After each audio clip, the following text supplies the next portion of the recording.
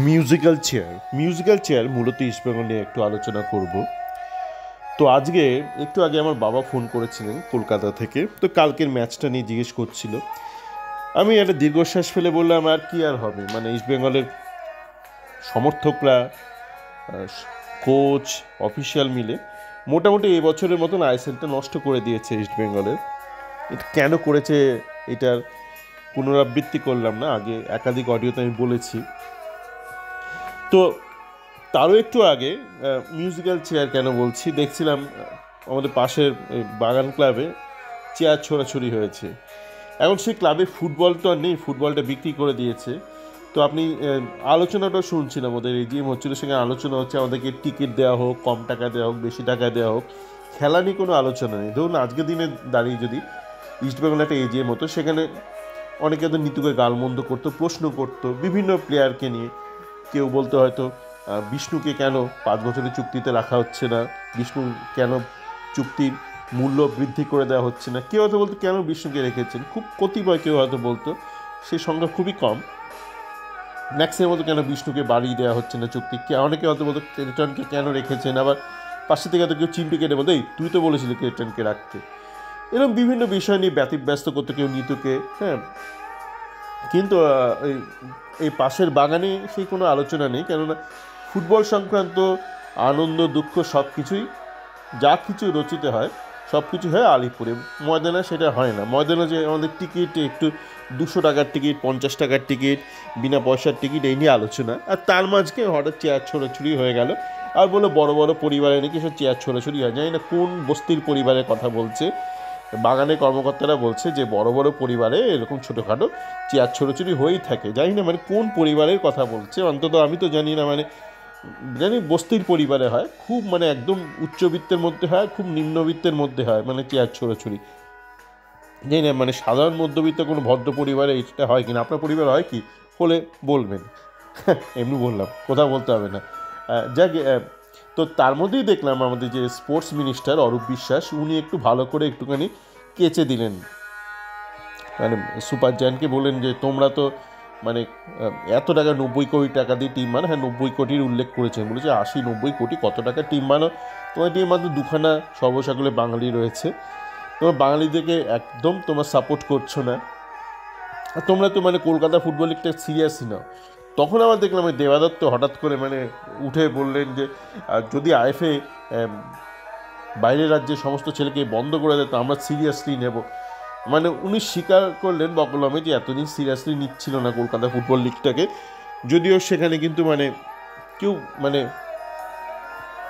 নিষেধ করেনি মোহনবাগানকে যে একাধিক স্থানীয় প্লেয়ার খেলানোর ব্যাপারে, কিন্তু এতদিন নাকি তারা সিরিয়াসলি নিচ্ছিল না। নিজের মুখে স্বীকার করলো যে যদি পুরো 100% স্থানীয় ছেলেদের জন্য ব্যাপারটা সংরক্ষিত করে দেওয়া হয় তাহলে আমরা সিরিয়াসলি খেলবো কলকাতা ফুটবল লিগ। জানি না উনি কোন কিসের ভিত্তিতে বললেন, কেননা ওই যে আবার বললাম ফুটবল নিয়ে দুঃখ আনন্দ সব তো এখন আলিপুরে, ময়দানে আর কিছুই হয় না। তো এবার চলে আসি আবার ইস্টবেঙ্গলে মিউজিক্যাল চেয়ারের ব্যাপার। দেখলাম কাল থেকে একাধিক প্রমোশন হয়েছে ইস্টবেঙ্গলে, একাধিক প্রমোশন হয়েছে, বাঙালি অবাঙালি সব মিলেমিশে প্রমোশন হয়েছে। তো কিছু কিছু প্রমোশন আমার মনে হয় এর পেছনে একটা যুক্তি আছে।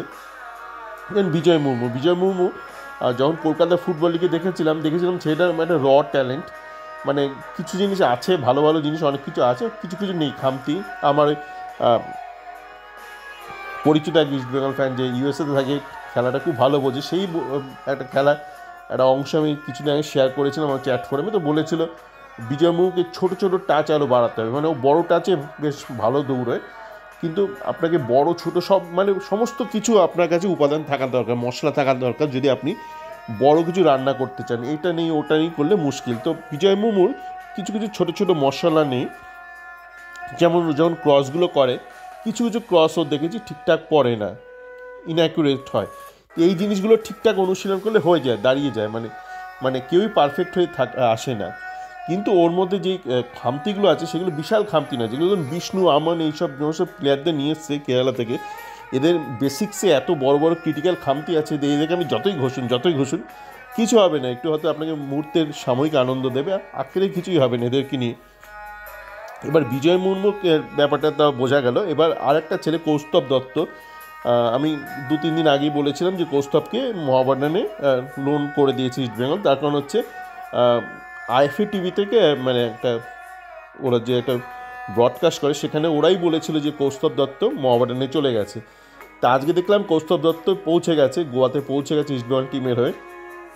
ছবি টবি বেরিয়েছে, সোশ্যাল মিডিয়াও ছবি দিয়েছে এবং ক্লাব থেকে যে সোশ্যাল মিডিয়ার যে প্লেনে যাতায়াত করছে সেই ছবি দিয়ে দিয়েছে কৌস্তব দত্ত। তো আমি সেই ছবিটার সাথে সাথে শেয়ার করে দিয়েছি। তো সেই দেখে আবার কিছু বাঙালি খুব দুঃখ পেয়েছে, কেন কৌস্তব দত্তকে ইস্টবেঙ্গল প্রমোশন দিল আইএসএলে। মানে জানি না এরা কোন শ্রেণীর বাঙালি, এরা সেই শ্রেণীর বাঙালি যেই বাঙালিরা একসময় সিরাজের পেছনে কাঠি করেছিল।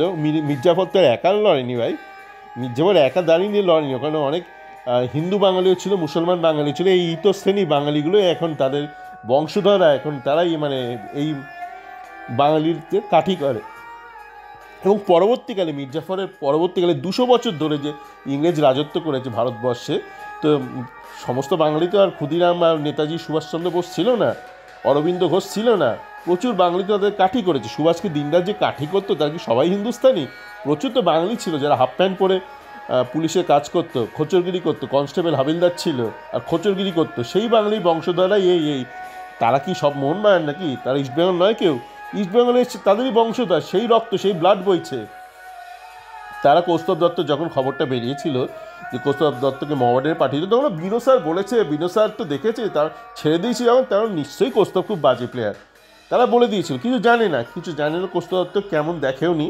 আমি দেখেছিলাম অল্প বিস্তর কৌস্তবের খেলা, মানে খুব বেশি দেখিনি, তাই খুব বেশি বলতে পারবো না। বাপায় খেলোয়াড়, একটু বল প্লেয়ার, লম্বা পাস খেলতে পারে, খুব ডিটেলে দেখিনি তাই বলতে পারবো না কৌস্তব। আমি না দেখে বললাম না, পুরো ম্যাচ না দেখে, অন্তত একটা গোটা ম্যাচ না দেখে কারোর সম্পর্কে কিছু বলতে চাই না। তো কৌস্তবের কী হয়েছিল, মানে ওর বোধহয় একটা হাঁটুতে চোট লেগেছিলো বা কোনো একটা সার্জারি বা কিছু একটা হয়েছিল, তার জন্য অনেকদিনও খেলার মধ্যে ছিল না।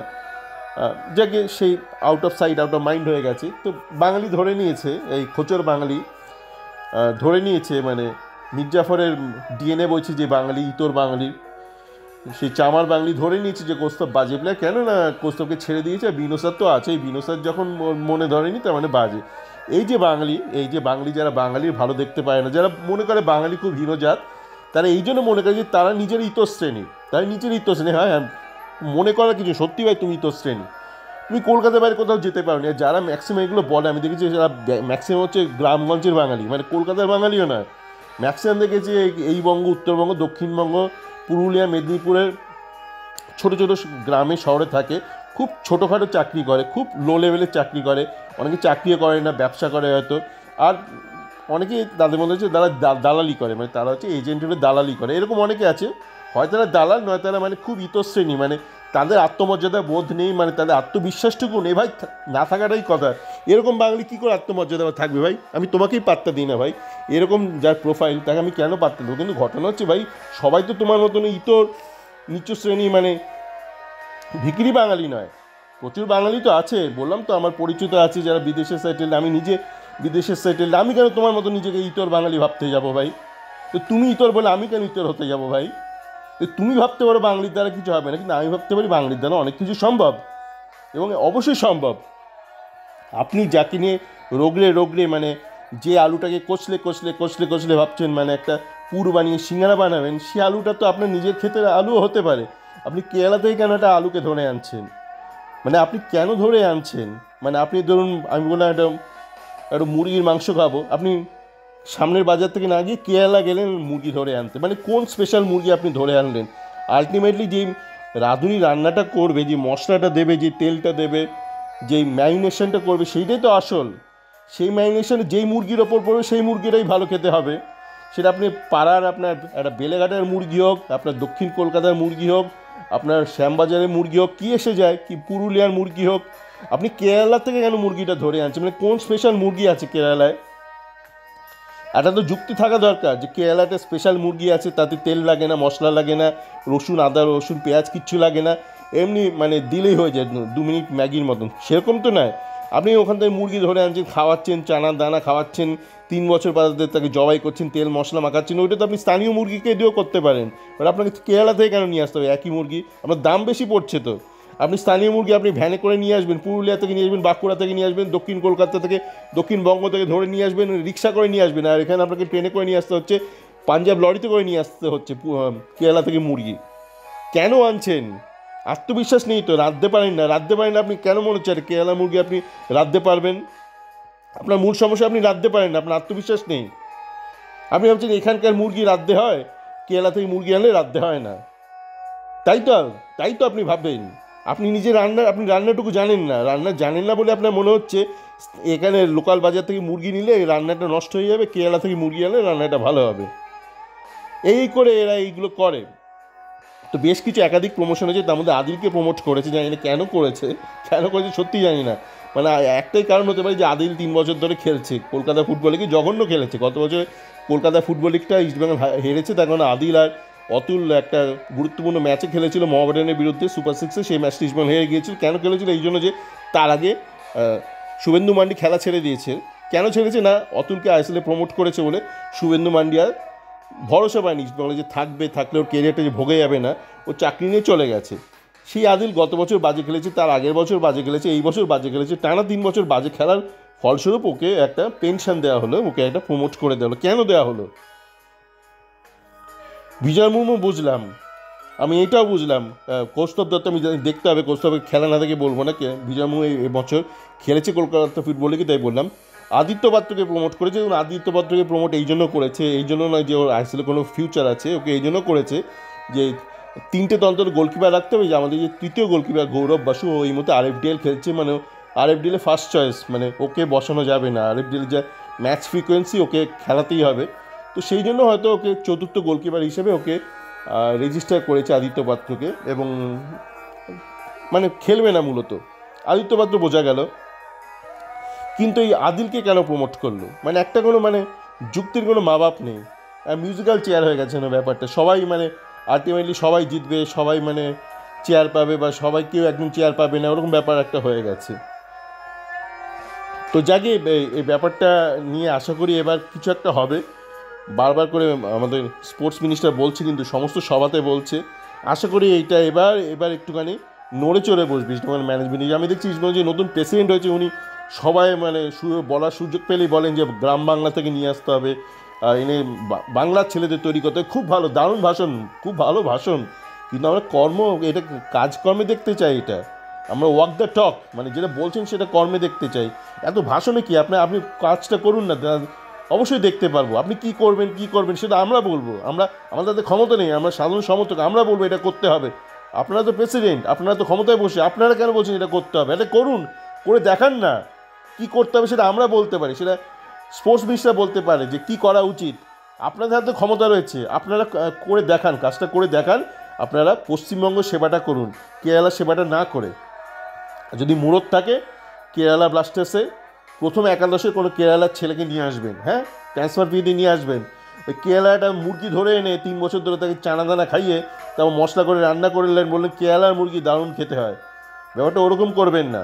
যদি পয়সা থাকে, মুরত থাকে, বুকে দম থাকে, কেরালা ব্লাস্টার্সের কোনো প্রথম একাদশে কোনো কেরালিয়ান ছেলেকে নিয়ে আসবেন। কি মোহনবাগানে ওই আব্দুল সাহাল বলে ছেলেটাকে নিয়ে আসবেন, ও কেরালিয়ান তো, নিয়ে আসবেন ওকে, ট্রান্সফার ফি দিয়ে নিয়ে আসবেন। বুকে যদি পাটা থাকে নিয়ে আসবেন। ওই কেরালা থেকে ছোটো ছোটো মুরগি ধরে আনবেন না।